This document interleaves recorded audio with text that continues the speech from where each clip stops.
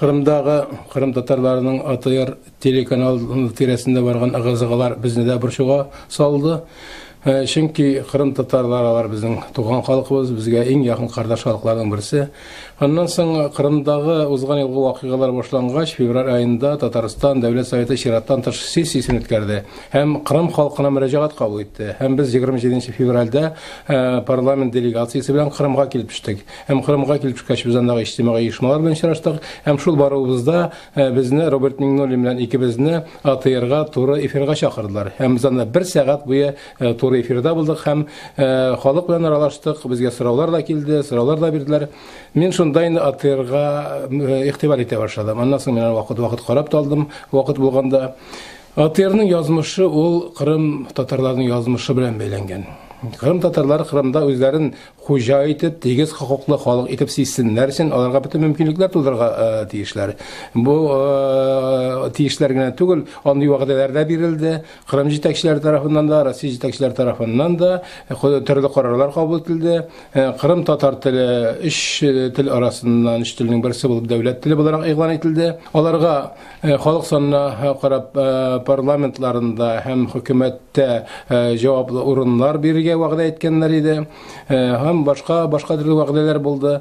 Әмма ләкин бу вәгъдәләр әле бүгенге көндә үтәлеп бетмәгән. Билгеле, мин аңлыйм, аны бер көндә, бер елда гына үтәп тә бетереп булмый торгандыр. Ләкин анда адымнар булырга тиеш, башланырга тиеш. АТР инде бүгенге көндә Кырым халкын, Кырым татарларына түгел, Кырым турындагы, Кырым татарлары турындагы, Кырымдагы тормыш турында Кырымга гына түгел, хәтта бөтен Россиягә һәм хәтта чит илләргә мәгълүмат бирә торган бер телеканал.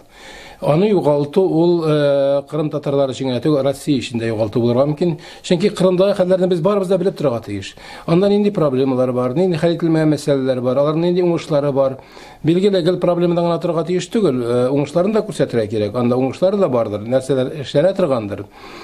Әмма ләкин Кырым татарлары Кырымда үзләрен тулы хокуклы халык буларак сизсеннәр өчен аларга әйткәнемчә инде бөтен мөмкинлекләр тудырырга тиеш. Мәдәният өлкәсендә булсын, мәгариф өлкәсендә булсын, мәгълүмат алу өлкәсендә булсын. Бәлки кай вакытта АТРга кинаялар да бардыр. Аның белән килешмәгән кешеләр дә бардыр. Әйткәнемчә, Кырымда проблемалар бик күп. Ул проблемаларны күрсәтергә теләмәгән кешеләр дә бардыр. Мин бу анысын да аңлыйм. Әмма ләкин бездә бит бүгенге көндә матбугат иреге, сүз иреге дибез. Шул хакта Россиянең законнары да бар. Кырым бит бүгенге көндә Россия составында, шулай була шул Россия законнары буенча эшләргә тиеш. Һәм һәрбер халыкның үзенең матбугат органын, үзенең мәгълүмат органын булдырырга хакы бар Россия законнары буенча. Әгәр дә килешмәсә икән, аларның кайбер фикерләр белән, алар белән бәхәскә кер, эфирга чык, түгәрәк өстәл оештыр. Менә анда түгәрәк өстәл төрле фикерләр булырга мөмкин. Монда фикер көрәше булырга тиеш. Кемнеңдер башына сугу түгел, Сталин әйткән бит, кеше юк, проблема юк дип. АТР юк, проблема юк була алмый. АТР булмаса да проблема калачак бит. АТР менә шушы проблемаларны булдырмас өчен көрәшә бит. Әгәр дә киләчәктә без Кырымның, гомумән Кырымда яшәүче һәммә халыкның, шул исәптән Кырым татарларының да анда тыныч, матур тормышта, мул тормышта яшәүләрен телибез икән, тигез хокуклы халык булуларын телибез икән, һич шиксез аларның АТР кебек милли телевизион каналлары булырга тиеш. Разил абый, АТР ябылган очракта, ябылмасын иде әлбәттә, ябылган очракта Татарстан хөкүмәте, Татарстан парламентарийлары нәрсәдә бу эшләргә җыенамы? Мин АТРны ябылыр дип уйламыйм.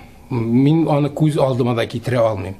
Ничек инде ул тулы бер халыкның бердән-бер телевизион каналы ябылырга тиеш. Аннары мин бер нәрсә искәртер идем. Без Кырым татарларының әле рухи тормышын, матди тормышын аңлап та бетермәй торганбыздыр. Менә бу мәсьәлә тирәсендә ыгы-зыгы тудыручылар үзләрен Кырым татары урынына куеп карасыннар иде. Аларның язмышын җаннары, бәгырьләре аша үткәреп карасыннар иде. Алар нинди авырлыклар, нинди кыенлыклар, нинди афәтләр кичергәннәр. Бәлки аны аңлый башласалар, бу мәсьәләгә башка төрле мөнәсәбәт булыр иде һәм бу мәсьәләне уңайакка хәл итәрләр иде.